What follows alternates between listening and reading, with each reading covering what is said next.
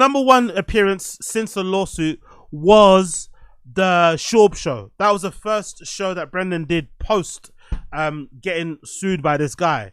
And the funny thing is how he started the show, because I think he knew everybody was on the edge of their seats waiting to see what he'd say about the whole lawsuit and shit, how he'd address it, if he'd address it.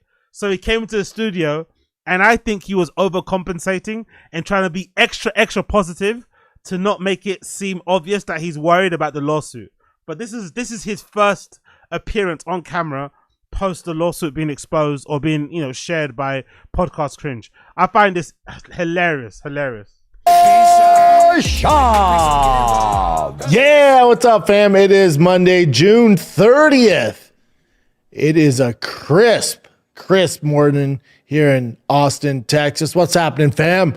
What is up? Your boys in good vibes, good mood.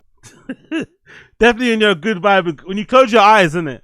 When you close your eyes and you can't hold eye contact with the camera, you're definitely in good moods and the good vibes, isn't it?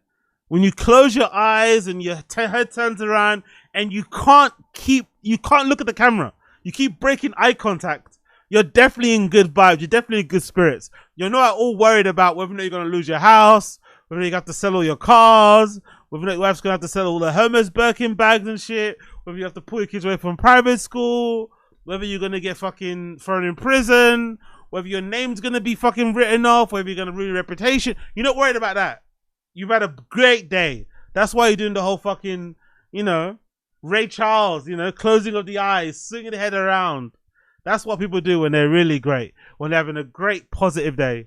Dude, man, July 4th week. There's nothing better than that. July 4th, Independence Day. Yeah, right. What kind of cope is that? July 4th. I'm just happy it's July 4th. Also, El Tigre, my kiddo, my oldest, made his majors travel ball team. Of course. When called out, when exposed as a charlatan, as a liar, as a scammer, as a cheat, instead of replying, instead of standing up for yourself, instead of making a statement on your own behalf, let me throw my kid in there. Let me throw my kid as a human meat shield. Let me throw my kid in there to distract away from this, you know, lawsuit that's basically accusing me of being a fucking puppet to a foreign government too, by the way.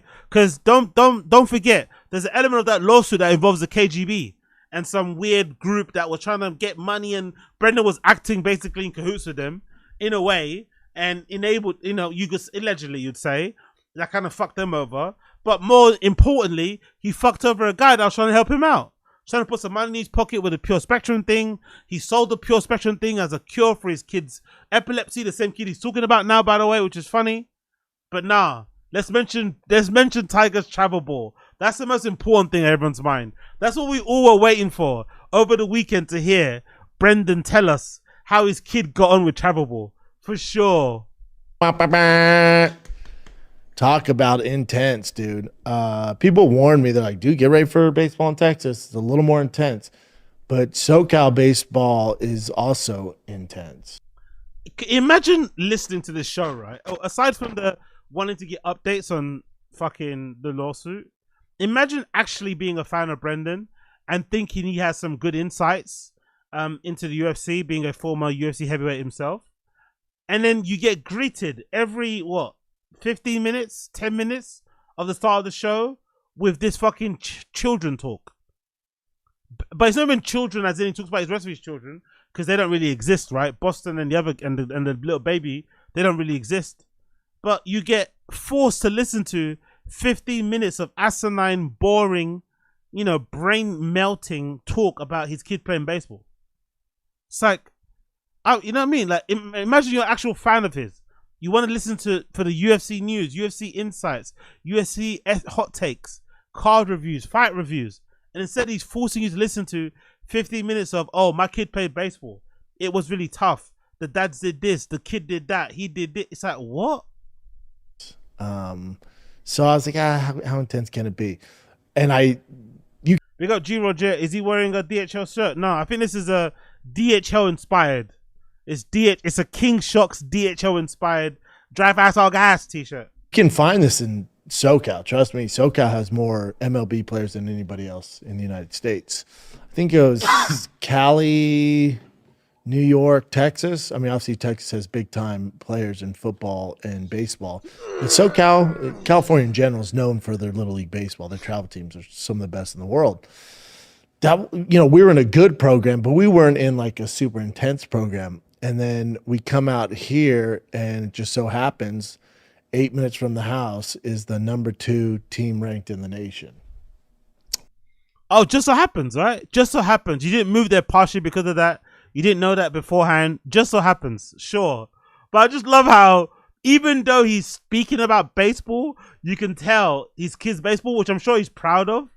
You can tell his mind is elsewhere. Even though he's trying really hard, and he's actually doing a good job of sounding somewhat eloquent, making his points succinctly, getting, whatever. No, there's minimal mush mouth. You can tell his mind is really elsewhere. He's kind of in autopilot right now.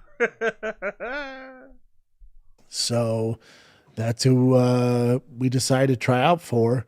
And it was a 3-day tryout. The first day, there were 70 kids. And I was like, oh my God, there's so many kids here. And there's not a ton of spots on a baseball team. Is this the first time he's been to a tryout? Isn't that how tryouts are? If it's an open tryout, don't a bunch of kids attend?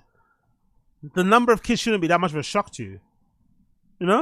I'm assuming there's a bunch of other parents out there that have the same thinking that Brendan has, where they all want their kid to be the next fucking Otani, or whatever his fucking name is. But I'm surprised he's surprised, being a former professional athlete himself, that there are so many people at the tryouts. It's like, isn't that what tryouts are about? A bunch of people coming down, trying their luck to see if they have a chance of getting in. And there you have a lot of the kids. And then one of the dad goes, yeah, and there's 4 waves of this. It's like, oh, this should be interesting. We'll see how it goes, They cut half the kids after the first day. Super intense. Just for 9, it's like, dude, I this smiling and this cope, the constant looking over at fucking Casey and Chin for fucking, I don't know, for encouragement, affirmation, distraction, whatever, is hilarious. I've never seen him look at those guys so much more, than this show. Usually he's talking quite dead on camera, but on this particular show, it seems like he's talking directly to Chin and fucking Casey. He's trying not to look at the camera. He looks to look at the camera, he might start crying. I have to go to this bullshit. Yeah, El Tigre, when it matters the most, shows up, man. He ripped some bombs. Now he has some work to do. Those kids are damn good. He has some work to do, but he has a shot. That's all I want. He had a shot. And we found out on Thursday that he made the team, man. He made the squad. So we're cooking, dude. Picks up in August. Yeah, I can't wait, dude. Big time baseball. You found out that. Look at his face. Look at their faces. Look at Casey's face. Yeah, I'm sure that's what everyone's waiting to hear. I'm sure that's what everyone was waiting to hear. We were waiting to hear your opinion on your kid's baseball. His big fucking tryout. I think every fucking weekend feels like a big tryout for this fucking kid. But that's what we were waiting to hear. The baseball talk for sure. And obviously you got this fucking fake smiles from fucking Brendan here as well. Before he transitions. Like, yep. These fucking fakes. You couldn't get more faker, really. You couldn't get a more faker smile if you tried. Trying so desperately hard to put a good face on it. Brother. We know Wagwan. But to be fair, it is probably the best tactic. It is the best approach to shut the fuck up. He doesn't shut the fuck up. That's why he gets in a lot of trouble. He doesn't know how to close his mouth. He doesn't know how to, as the French would say, fermer la bouche, which gets him in a lot of trouble. For once, he's listening to his handlers, maybe Lex, and he's shutting the fuck up and not commenting on a fucking open case. And I guess he's going to do all his talking in court. So I guess we won't really hear from him regarding the lawsuit unless they have a Q&A show. If they have a Q&A show soon, I'm assuming he might address it there, but it seems like he's going out of his way not to address it, which is a smart move.